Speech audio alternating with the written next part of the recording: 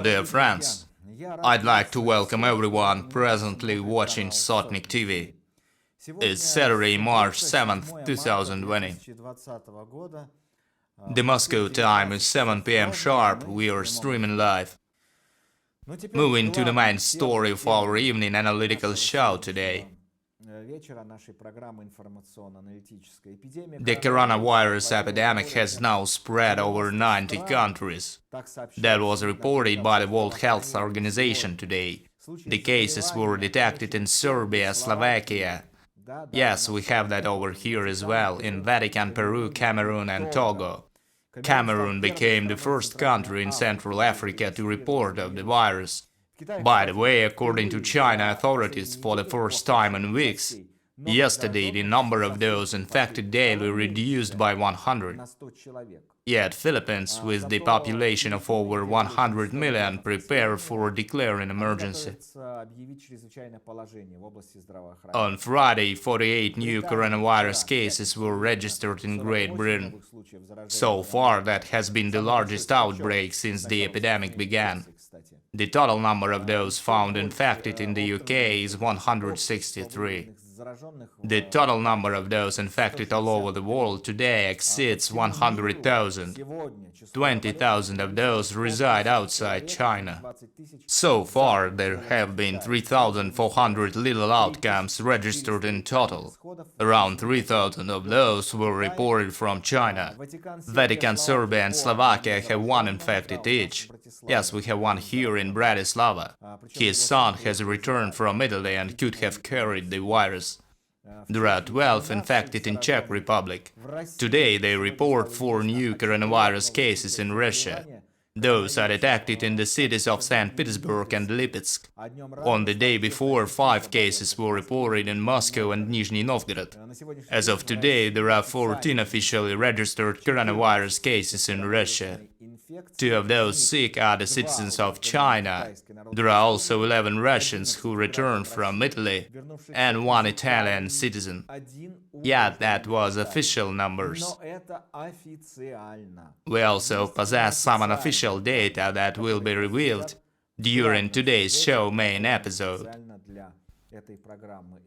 I now invite you to watch that episode coming up next. Since the project of turning the constitution into a legal monster is personal for Putin, he also performs the task of agitating people. So he got busy meeting those people. First of all, he visited Ivanovo, known as the city of brides. Putin thinks with Soviet patterns and has not been without an actress clinging to that macho, asking to marry her right away. Such kind of harassment was only practiced by candid Germans at the times of Adolf, or by hot Italians dreaming of Il Duce's firm shoulder. A 28-year-old Yulia Shilova explained herself later, "I am pretty. What if he feels something?" Yet he didn't, and everyone saw that obvious political vulgarity and drew conclusions. At least the leader melted and opened himself up. It turns out that he considers being a president's own destiny. Apart from a mysticism the fella almost got into, there's also a criminal side that smells like scam. Yet being a loser is also a destiny. It's just the fates of Putin and the losers supporting him are so different. Their ways only cross in some critical moments when the guy needs to urgently extend the power for the last time, yet making that internal. The crisis caused by the coronavirus spoils the entire picture. He ordered the people to attend the polling stations, and that requires reducing the rise in worry by any means. The preferred line as that has stood the test of decades. Once you look at the infection cases marked on the world map, you get some strange picture. Those Russians have either died out, got the virus scared of them, avoiding their home country. But this is not the case. According to an unofficial data on March 6, 2020, there were around 300 infection cases in Russia and 2 recovery cases. The trend still doesn't look good and may easily bring down the congenial voting plan. No one is attending polls when their own health is in danger. The healthcare industry was ruined in Russia, and what's remaining is unaffordable. The people is out of money trying to hold on for several years in a row, as once suggested by Dmitry Medvedev. And now the economy seems infected with the same old damn virus that coughs with oil. On March 4th, Alexander Novak demonstratively left the OPEC monitoring committee session. On March 6th, the treaty was officially broken. Starting April, each country exporting oil will act at its own discretion. The market reacted immediately. Brent oil got cheaper by 15% the last week. The price dropped starting the beginning of the year, amounting to 36%. Current Russian budget entails oil prices not less than $42. Meanwhile, Brent listings dropped below 45.5. In a little while, they will start spending reserve funds, allegedly intended for social programs. The current daily losses caused by that oil breakthrough make $150 million. Amid global oil prices collapse and risky assets sold out, the rate of Russian ruble lowered. During the stock session on Friday, for the first time since the last January, the cost of the US dollar exceeded 68 rubles, while the cost of euro exceeded 77. Stock analysts say that unless the corona crisis ends up soon, the rate of ruble may move to 90 per dollar. Such scenario is considered quite optimistic. Meanwhile, the trial over the downed MH17 Boeing will begin in the Netherlands on March 9th. That makes another unpleasant issue for Putin, who is obviously afraid of hearing own name at the Hague Tribunal. The mystical chief may take such event for a bad luck, and the call for own Hague trial. That call will make Putin double own efforts to prolong his power, turning that internal. He doesn't wish to take the responsibility for the Boeing downed, as well as for bombing Syria, for Crimea and for Donbass. So his roots are growing into Kremlin, enforcing the whole thing with the constitution. The guy is out of that mystical gangster's luck, but that is not a problem.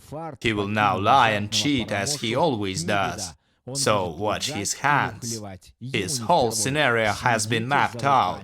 First comes the constitution, followed by the state parliament, and finally he closed his country's borders for around 50 years as planned.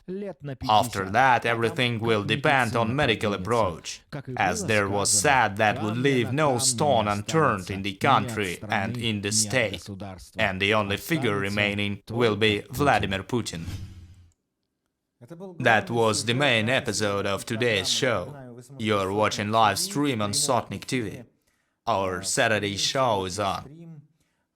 It's 7:16 p.m. in Moscow. Some words about the coronavirus issue and the possible upcoming epidemic in Russia. The demand for long shelf-life products increased rapidly in Russia in February, such as soap, household chemicals and hygienic items. That is reported by Vedomosti outlet today.